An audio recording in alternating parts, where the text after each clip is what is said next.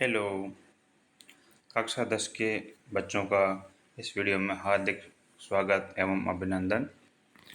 इस वीडियो के अंतर्गत हम राजस्थान का इतिहास एवं संस्कृति जो कक्षा 10 की पाठ्य पुस्तक हैं, उसका जो पहला अध्याय है, उस पहले अध्याय का जो सेकंड पार्ट है, इसके अंतर्गत हम राजस्थान के प्रमुख राजपूत वंशों का परिचय देखेंगे।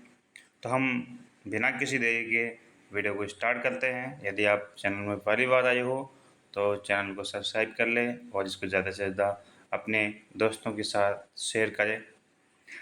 सबसे पहले हम देखते हैं गोहिल वंश एवं इस वंश के प्रतापी शासक। उदयपुर, राजसमंद, चित्तौड़गढ़, प्रतापगढ़ तथा इसके आसपास मेवाड़ कहलाता था। मुख्यतः मेवाड़ में शासन किया। जो गोहिल वंश है उसने कहाँ शासन किया? मेवाड़ में शासन किया। इस वंश का नामकरण इस वंश के प्रतापी शासक उनके नाम पर हुआ है।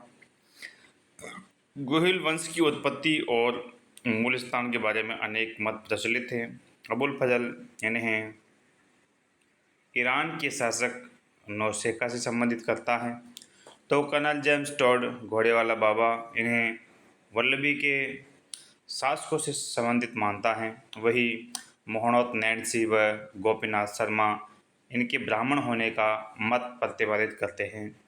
डॉक्टर गौरीशंकर हीराचंद ओझा का मानना है कि 566 ईस्वी के लगभग गोहिल ने अपना शासन स्थापित किया। कब? 566 ईस्वी के आसपास गोहिल ने अपना जो है शासन स्थापित किया। ये कौन कहते हैं? गौरीशंकर हीराचंद ओझा कहते हैं। गोहिल के बाद मेवाड़ का प्रतापी शासक बप्पा रावल होगा। कौन हुआ? बप्पा रावल। गोहिल के बाद जो अगला शासक बनता है उसका नाम होता है बप्पा रावल। तो हम बप्पा रावल से ही जो है मेवाड़ का इतिहास शुरू करते हैं। गोहिल वंश का जो इतिहास है उसको शुरू करते हैं। तो बप्पा रावल का जो शासन काल है वो 734 से 753 ईस्वी रहा।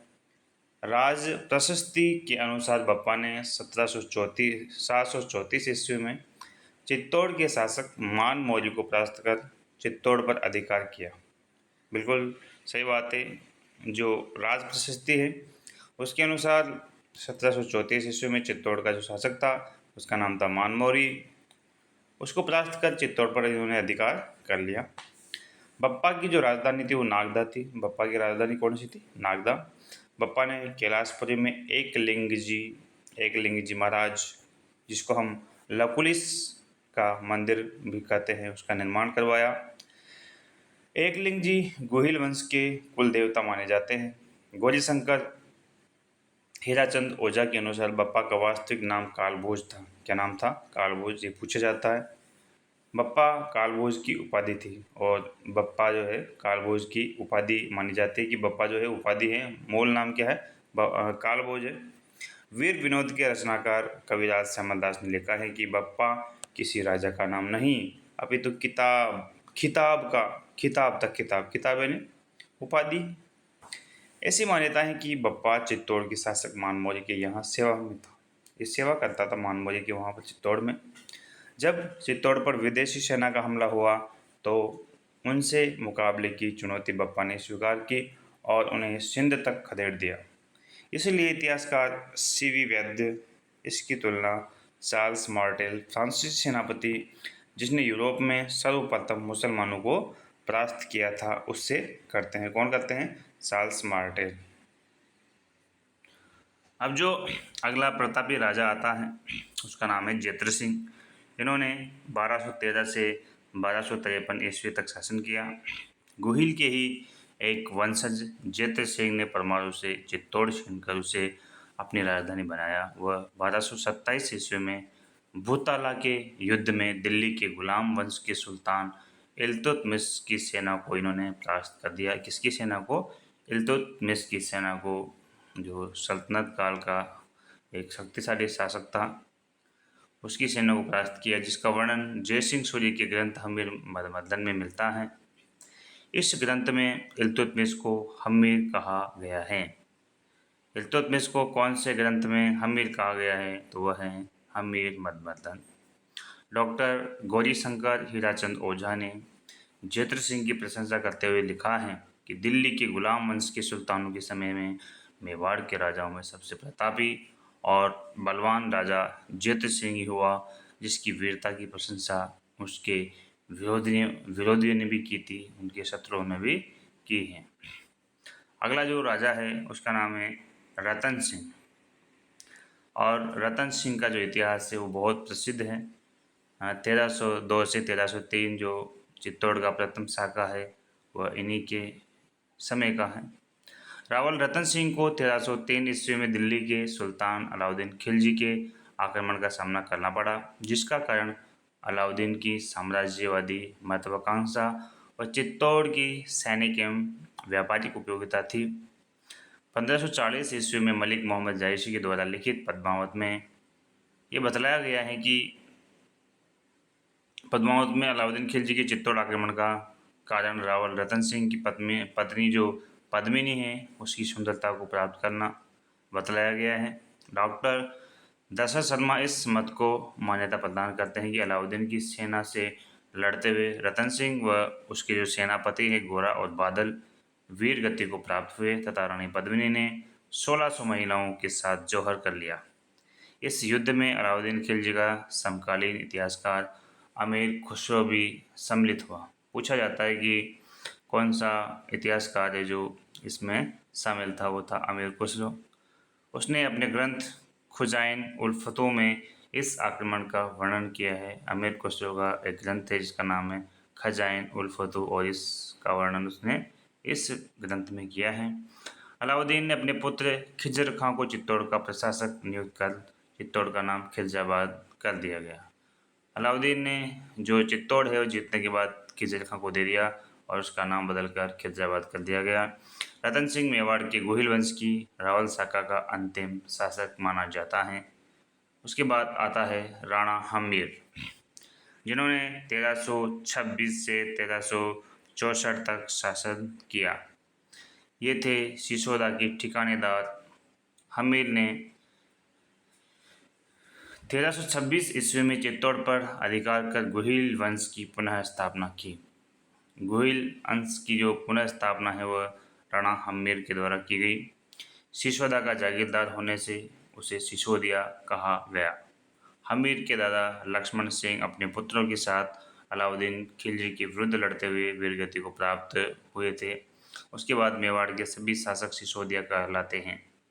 राणा हम्मीर के बाद जो शासन वहाँ पे किया जाता है मेवाड़ में, वह सिसोदिया वंश के द्वारा किया जाता है। हम्मीर को मेवाड़ के उद्धारक की संज्ञा दी जाती है। वेरी वेरी इंपॉर्टेंट तथ्य हैं कि मेवाड़ का उद्धारक किसको कहा जाता है, तो राणा हम्मीर को मेवाड़ का उद्धारक कहा जाता है। और राणा हम्मीर को विषम घाटी पंचानन या विकट आक्रमणों में सिंह के सदृश्य माना गया है। इसकी संज्ञा दी गई है। राणा कुंभा की कीर्ति स्तंभ प्रशस्ति में ये बात कही गई है। हम्मीर ने सिंगोली भांसवाड़ा के युद्ध में मोहम्मद बिन तुगलक की सेना को परास्त किया था। ये बात बिल्कुल सत्य है। महाराणा लाखा, अगला जो राजा है उसका नाम है महाराणा लाखा, जिन्होंने 1382 से 1421 तक शासन किया।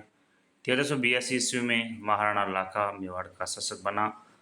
मारवाड़ के रणमल की बहन हंसाबाई का विवाह लाखा के पुत्र चुंडा के साथ होना था, लेकिन हुआ क्या, परिस्थितिवश यह विवाह लाखा के साथ संपन्न हो गया। देखो दुर्भाग्य की बात। इस विवाह के साथ ये शर्त रखी गई थी कि मेवाड़ का उत्तराधिकारी जो होगा वह हंसाबाई का, रणमल की बहन हंसाबाई का पुत्र ही होगा, जिससे लाखा के योग्य पुत्र चुंडा को राज्याधिकार से वंचित होना पड़ा। और जो लाखा का योग्य पुत्र था चुंडा, उसको फिर जो है अपने राज्याधिकार से वंचित होना पड़ा और हंसाबाई के पुत्र को वहाँ का जो राज्याधिकार दिया गया। चुंडा को राजस्थान का भीष्म पिता भी कहा जाता है। चुंडा ने जो ये राज्याधिकार उत्तराधिकारी का जो पद त्याग किया, इसलिए उसको भीष्म पिता की संज्ञा भी दी जाती है। राणा लाखा के समय में जावर माइन से चांदी व सीसा, ये बिल्कुल आपको बात ध्यान रखनी है कि राणा लाखा के समय में जावर माइन से सीसा व चांदी बहुत अधिक मात्रा में निकलने लगा और इससे आर्थिक समृद्धि बढ़ी। इससे मेवाड़ की जो है आर्थिक स्थिति में बहुत सुधार हुआ। और इसी समय एक बंजारे ने उदयपुर में एक पिछोला झील का निर्माण करवाया था जिसका नाम था लाखा बंजारा। महाराणा मोकल, इनका शासनकाल 1421 से 1433 ईस्वी माना जाता है। मोकल महाराणा लाखा व हंसाबाई का पुत्र था। बिल्कुल सही बात। मोगल कौन था? महाराणा लाखा व हंसाबाई का पुत्र था। और 1421 ईस्वी में जब मोगल शासक बना तो अल्पायु का होने के कारण चुंडा ने उसके संरक्षक के रूप में कार्य किया। पर जब चुंडा को लगा कि मोगल की माता हंसाबाई उस पर संदेह करती है तो वह मेवाड़ छोड़कर मांडू चला गया। और 1433 ईस्वी में मोगल की झीलवाड़ा में चाचा व मेमा मेरा ने महपा पवार के साथ मिलकर क्या कर दी? हत्या कर दी गई। तो मोगल का जो इतिहास है थोड़ा सा है और बहुत दयनीय इतिहास रहा है इसका। उसके बाद बहुत ही प्रतापी शासक बनते हैं महाराणा कुंभा 1433 से 1468 ईस्वी। मोगल के बाद उसका पुत्र महाराणा कुंभा 1433 ईस्वी में मेवाड़ का शासक बना और राठौड़ों का मेवाड़ पर प्रभाव समाप्त कर उन्होंने मेवाड़ी सामंतों का विश्वास अर्जित किया। कुंभा ने चित्तौड़ एवं कुंभलगढ़ को अपनी शक्ति का केंद्र बनाया। महाराणा कुंभा ने चित्तौड़ और कुंभलगढ़ दुर्ग को अपनी शक्ति का केंद्र बनाया। और 1437 ईस्वी में सारंगपुर के युद्ध में मालवा के शासक महमूद खिलजी प्रथम को परास्त कर उसको बंदी बना लिया गया। और इस विजय के उपलक्ष्य में कुंभा ने विजय स्तंभ का निर्माण करवाया। तो आपसे पूछे कि विजय स्तंभ का निर्माण किस विजय के उपलक्ष्य में करवाया गया? तो सारंगपुर के युद्ध में मालवा के शासक मोहम्मद खिलजी प्रथम को हराकर विजय स्तंभ का निर्माण करवाया गया जो चित्तौड़ के किले में बना हुआ है। नागौर के उत्तराधिकारी को लेकर मेवाड़ व गुजरात में युद्ध हुआ और जिसमें गुजरात की पराजय हुई। 1453 ईस्वी में कुंभा ने मारवाड़ से मंडोर को छीन लिया परंतु बाद में एक संधि कर ली और अपने पुत्र रायमल का विवाह मारवाड़ की राजकुमारी से कर दिया। 1456 ईस्वी में मालवा के मोहम्मद खिलजी प्रथम व गुजरात के कुतुबुद्दीन के बीच चंपानेर की संधि हुई और इस संधि में ये तय किया गया कि दोनों शासक मिलकर कुंभा पर आक्रमण करके उसे हराकर उसके राज्य को बांट लेंगे। 1457-58 ईस्वी में गुजरात व मालवा के शासकों ने मेवाड़ पर आक्रमण किया मगर कुंभा की कूटनीति से दोनों ही शासकों में मतभेद पैदा होने के कारण वे विशेष सफलता प्राप्त नहीं कर सके। ऐसा माना जाता है कि कुंभा ने मेवाड़ के अंदर 32 दुर्गों का निर्माण करवाया जिसमें सिरोही, अचलगढ़, कुंभलगढ़ के दुर्ग बहुत प्रसिद्ध दुर्ग हैं। कविराज श्यामल दास की भी कुंभा को मेवाड़ के 84 में से 32 दुर्गों का निर्माता बताते हैं। कविराज श्यामल दास ने कहा है कि मेवाड़ में कुल 84 दुर्ग है जिसमें से 32 दुर्गों का निर्माता महाराणा कुंभा है। कुंभलगढ़ का दुर्ग अपनी विशेष भौगोलिक स्थिति एवं बनावट के कारण प्रसिद्ध है। इसका शिल्पी था मंडन। और कुंभा ने चित्तौड़ में कुंभ स्वामी श्रृंगार चौरी का मंदिर, एकलिंग जी का विष्णु मंदिर, रणकपुर के मंदिर बनवाए जो अपनी विशालता एवं तक्षण कला के कारण अद्भुत है। कुंभा एक विद्वान विद्यानुरागी शासक था। कान्हा व्यास के द्वारा रचित एकलिंग महात्म्य से ज्ञात होता है कि वह वेद, स्मृति, मीमांसा, उपनिषद, व्याकरण एवं राजनीति में रुचि रखता था। संगीत राज, संगीत मीमांसा व सूढ़ प्रबंध इनके द्वारा रचित प्रमुख ग्रंथ माने जाते हैं। ऐसा माना जाता है कि कुंभा ने चंडी शतक की व्याख्या, गीत गोविंद और संगीत रत्नाकर पर टीका भी लिखी थी। इसके काल में कवि अत्रि और महेश ने कीर्ति स्तंभ प्रशस्ति की रचना भी की थी। किसने? कवि अत्रि और महेश ने कीर्ति स्तंभ प्रशस्ति की रचना की थी। तत्कालीन साहित्यिक ग्रंथों और प्रशस्तियों में महाराणा कुंभा को कौन कौन सी उपाधियां दी गई है आप ध्यान से देखिए। महाराजाधिराज, राव राय, दान गुरु, राजगुरु, परम गुरु, हाल गुरु, अभिनवव्रताचार्य, हिंदू सुल्तान आदि विरोधों से विभूषित किया गया। ये उपाधियां महाराणा कुंभा को मिली हुई थी। कुंभा निस्संदेह प्रतापी शासक था, किंतु उसका अंतिम समय बहुत ही कष्टमय रहा। अपने जीवन के अंतिम काल में कुंभा को उन्माद रोग हो गया और उसके पुत्र उदा ने 1468 ईस्वी में उसकी हत्या कर डाली। इसलिए उदा को पितृहंता के नाम से भी जाना जाता है।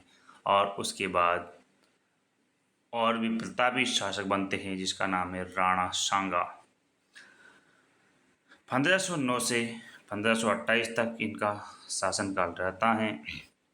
सांगा को संग्राम सिंह के नाम से भी जानते हैं। वह उसके 3 भाई पृथ्वीराज, जयमल व राज सिंह चारों ही स्वयं को अपने पिता का उत्तराधिकारी मानते थे।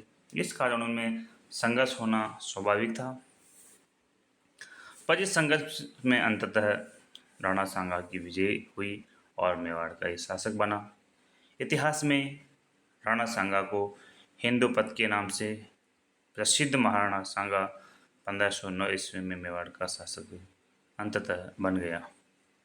इस समय मालवा पर सुल्तान नासिरुद्दीन शासक कर रहा था और 1511 ईस्वी में सुल्तान की मृत्यु के बाद उत्तराधिकार का संघर्ष चला, और जिसमें एक राजपूत सरदार मेदिनी राय के सहयोग से मोहम्मद खिलजी द्वितीय को सफलता प्राप्त हुई और इस सफलता से मेदिनी राय का कद बहुत ही बढ़ गया तथा अब एक तरह से मालवा का अप्रत्यक्ष शासक वो बन गया। अंततः मालवा के अमीरों ने गुजरात की सहायता से मेदिनी राय को इस स्थिति से हटा दिया।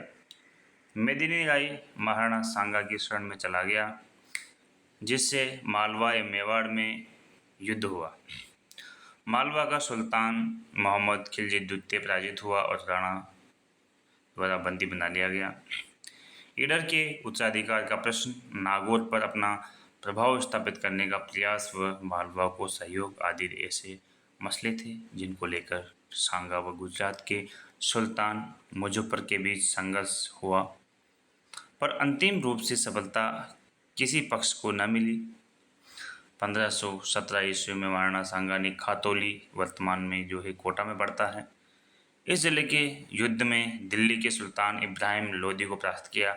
खातौली का युद्ध जो 1517 में लड़ा गया, इब्राहिम लोदी को राणा सांगा ने परास्त किया और इसके बाद राणा की सेना ने बड़ी धौलपुर में पड़ता है बाड़ी के युद्ध में इब्राहिम लोदी की सेना को पुनः परास्त किया।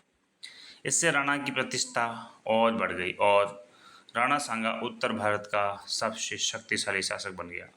1526 ईस्वी में इन्होंने मुगल शासक बाबर से पानीपत का युद्ध करना पड़ा और पानीपत के युद्ध में इब्राहिम लोदी को इन्होंने परास्त कर आगरा पर अधिकार कर लिया। बाबर ने राणा सांगा पर विश्वासघात का आरोप लगाकर उसके विरुद्ध कूच किया। बाबर के अनुसार राणा सांगा ने उससे वादा किया था कि जब वह इब्राहिम लोदी पर आक्रमण करेगा तो सांगा उसकी मदद करेगा, किंतु राणा सांगा ने उसकी कोई मदद नहीं की। मगर इस आरोप की पुष्टि इतिहासकार नहीं करते या इसकी पुष्टि नहीं होती है, क्योंकि दोनों ही शासक शक्तिशाली एवं महत्वाकांक्षी थे, अतः दोनों के मध्य युद्ध होना निश्चित था। यद्यपि खानवा के मैदान में सांगा पराजित हुआ। खानवा का युद्ध जो 1527 में लड़ा गया, पर इससे पहले बयाना के युद्ध फरवरी 1527 ईस्वी में उसने बाबर की सेना को पराजित किया। ये बात सत्य है। बयाना के युद्ध में कौन पराजित हुआ? बाबर पराजित हुआ और फिर उसके बाद खानवा के युद्ध में सांगा को पराजय का सामना करना पड़ा। 17 मार्च 1527 को खानवा के मैदान में बाबर और राणा सांगा के बीच एक बहुत ही भीषण युद्ध हुआ और तोपखाने व तुगलमा युद्ध पद्धति के कारण जो है बाबर की इसमें विजय हो जाती है, क्योंकि उसके पास आधुनिक हथियार थे। राणा सांगा युद्ध में घायल हुआ और उसे युद्ध के मैदान से दूर ले जाया गया। जब राणा सांगा ने अपनी पराजय का बदला लिए बिना ही चित्तौड़ लौटने से इनकार कर दिया, तब उसके सामंतों ने जो युद्ध नहीं करना चाहते थे सांगा को विष देकर मार दिया गया। इसके फलस्वरूप 30 जनवरी 1528 को बसवा दौसा में राणा सांगा की मृत्यु हो गई और मांडलगढ़ में सांगा का समाधि स्थल बना हुआ है। पूछा जाता है कि महाराणा सांगा का समाधि स्थल कहाँ है, तो वह है मांडलगढ़ भीलवाड़ा। राणा सांगा की मृत्यु के पश्चात राणा रतन सिंह 1528 से 1531 वर्ष के पश्चात राणा विक्रमादित्य मेवाड़ का शासक बना और अगला जो प्रतापी शासक बना उसका नाम है राणा उदय सिंह। महाराणा प्रताप के पिता श्री उदय सिंह ने 1537 से 1572 तक शासन किया। राजस्थान के इतिहास में अपने महान बलिदान के कारण ख्याति प्राप्त पन्नाधाई ने अपने पुत्र चंदन का बलिदान करके उदय सिंह को बनवीर से बचाया था। पन्नाधाई का विशेष योगदान है राणा उदय सिंह को बचाने में और इसकी जो गाथा है वह सर्वत्र सबको पता है। उदय सिंह को बचाकर कुंभलगढ़ के किले में रखा गया था। जो पन्नाधाई है वह चित्तौड़ से उदय सिंह को कहाँ लेके गई थी, कुंभलगढ़ के दुर्ग में लेके गई थी। अरे रे पन्ना काली वा अंधियारी माजल जात ले नानो उदियो सात चित्तौड़ दुर्ग सु चाल पड़ी रे पन्ना काली वा। ये जो है गीत पन्नाधाई के लिए बहुत ही प्रसिद्ध गीत हैं। यही मालदेव के सहयोग से 1537 ईस्वी में उदय सिंह का राज्याभिषेक हुआ और उदय सिंह ने 1559 ईस्वी में उदयपुर नगर बसाकर उसे अपनी राजधानी बनाया।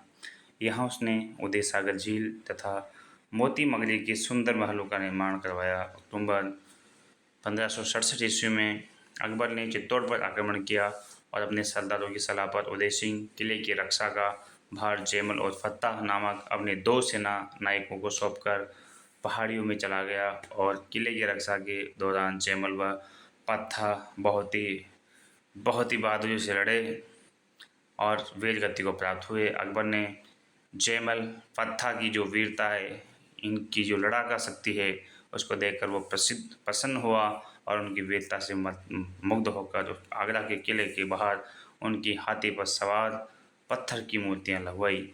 बहुत ही महान योद्धा जैमल फत्ताह को इन्होंने ही जो है चित्तौड़ की कमान संभाली। उसके बाद अगला महान प्रतापी राजा होता है महाराणा प्रताप। 1572 से 1597 ईस्वी में महाराणा प्रताप का जन्म 9 मई 1540 को कुंभलगढ़ में जन्मे। प्रताप 1572 ईस्वी में मेवाड़ के शासक बने और महाराणा उदय सिंह ने जगमाल को अपना उत्तराधिकारी बना दिया था। देखिए, जगमाल को उत्तराधिकारी बनाने में भी जो है जगमाल की जो माता है उसका महत्वपूर्ण हाथ था, मगर सरदारों ने उसे स्वीकार नहीं किया और प्रताप को गद्दी पर बैठा दिया। इस समय दिल्ली पर मुगल बादशाह अकबर का शासन था। प्रताप के सामने 2 ही मार्ग थे, या तो वह अकबर की अधीनता स्वीकार कर सुविधापूर्ण जीवन बिताए या अपना स्वतंत्र अस्तित्व और अपने देश की प्रतिष्ठा बनाए रखे। दूसरा विकल्प चुनने की स्थिति में उसे अनेक कष्ट उठाने थे। फिर भी प्रताप ने दूसरा विकल्प ही चुना और संघर्ष को ही चुना। इस संघर्ष की तैयारी में उसने सबसे पहले मेवाड़ को संगठित करने का बीड़ा उठाया। अपने कर्तव्य और विचारों से उसने सामंतों और भीलों का एक गुट बनाया जो सदैव देश की रक्षा के लिए उद्यत रहे।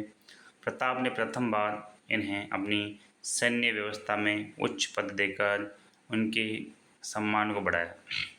मुगलों से बचकर युद्ध का प्रबंध करने के लिए उसने गोगुंदा से अपना निवास स्थान कुंभलगढ़ स्थानांतरित कर लिया और अकबर किसी भी तरह से मेवाड़ को अपने अधीन करना चाहता था, अतः उसने समझौते के प्रयास किए।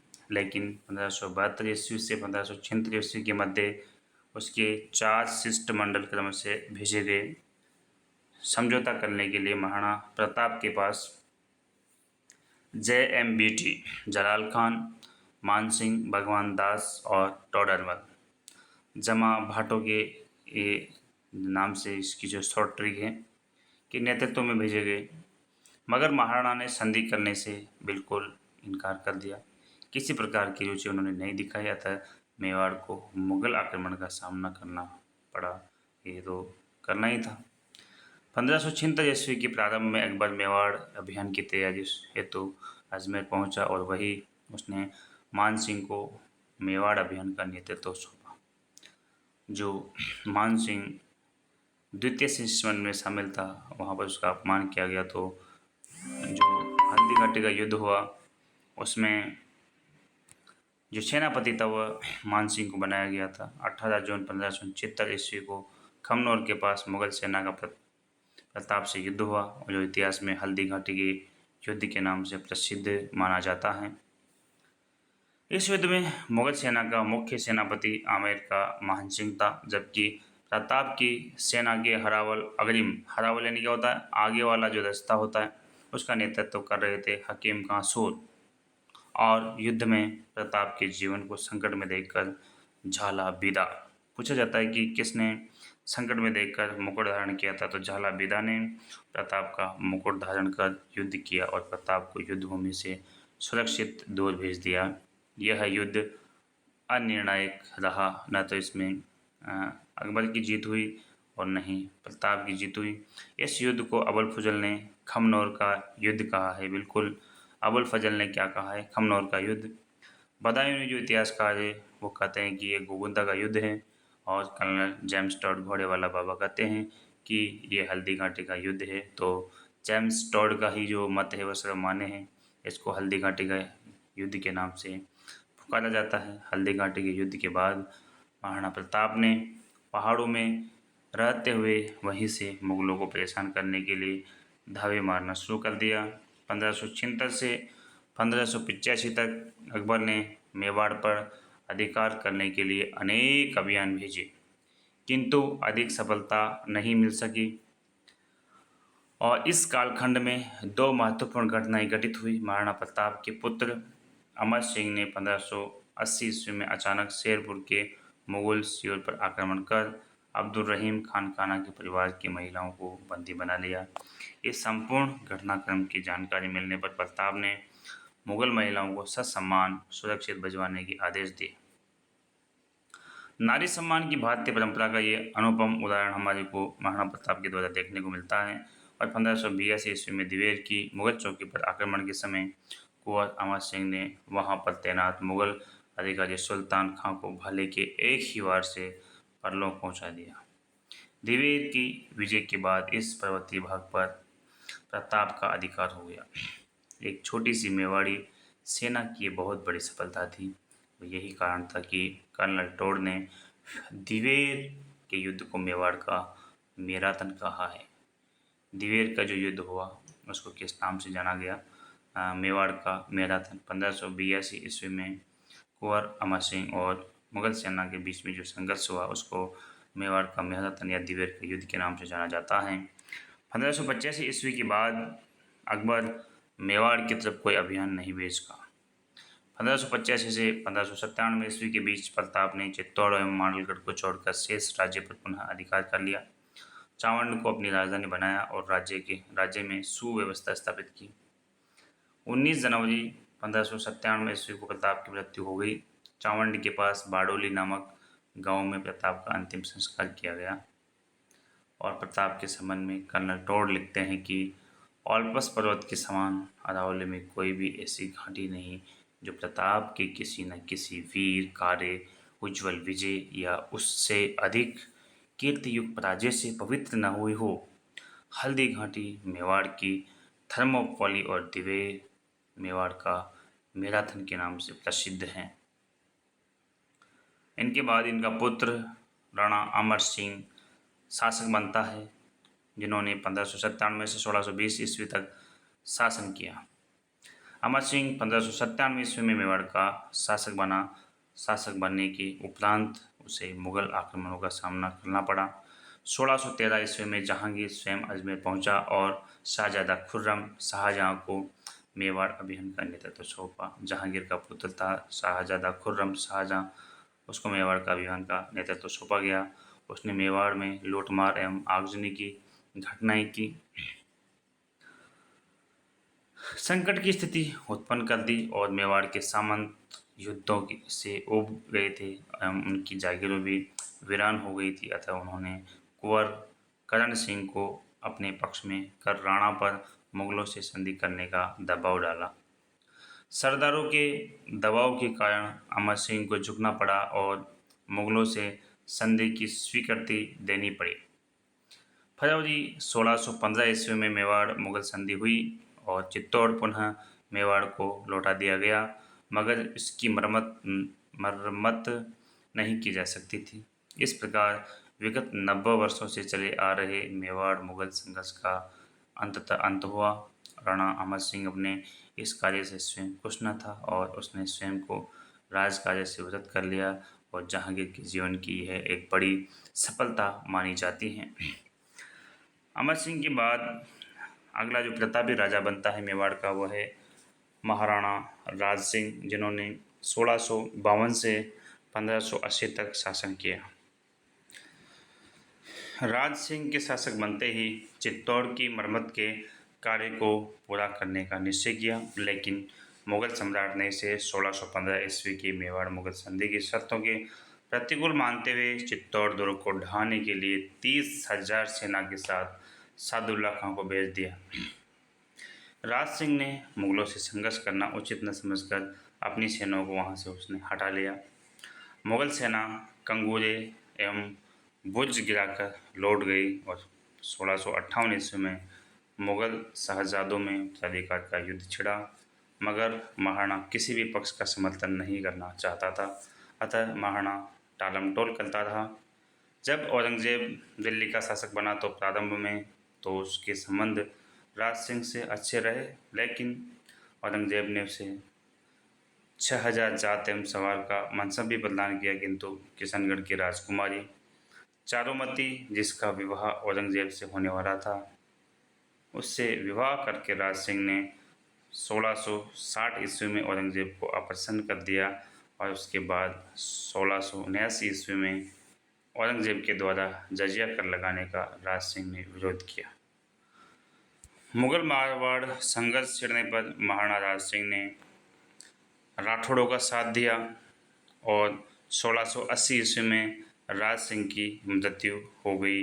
अकाल प्रबंधन के उद्देश्य से राज सिंह ने गोमती नदी के पानी को रोककर राजसमंद झील का निर्माण करवाया तथा इस झील के उत्तरी किनारे पर नौ चौकी नामक स्थान पर राज प्रशस्ति नामक शिलालेख लगवाया। संस्कृत भाषा में लिखित राज प्रशस्ति शिलालेख की रचना रणछोड़ भट्ट के द्वारा की गई। यह प्रशस्ति 25 काले संगमरमर की शिलाओं पर खुदी हुई है और इसे संसार का सबसे बड़ा शिलालेख माना जाता है। तो ये जो मेवाड़ का संपूर्ण जो इतिहास है, जो कक्षा 10 की पाठ्य पुस्तक में दिया गया है, ये यहीं पर समाप्त होता है। और जो हमारा अगला टॉपिक है मारवाड़ का राठौड़ वंश एवं इस वंश के प्रतापी शासक, इनको हम जो है अगले वीडियो में पढ़ेंगे, क्योंकि वीडियो लंबा होता जा रहा है, इसलिए मैं आपसे यहीं विदा लेता हूँ। यदि आपको ये वीडियो पसंद आए तो चैनल को सब्सक्राइब करें, इसको ज़्यादा से ज़्यादा अपने दोस्तों के साथ शेयर करें और बेल आइकन को जरूर प्रेस कर लें, जिससे कि आपको अगले वीडियो का नोटिफिकेशन मिल सके। आप सभी को हमारे चैनल पर विजिट करने के लिए बहुत बहुत धन्यवाद। नमस्कार।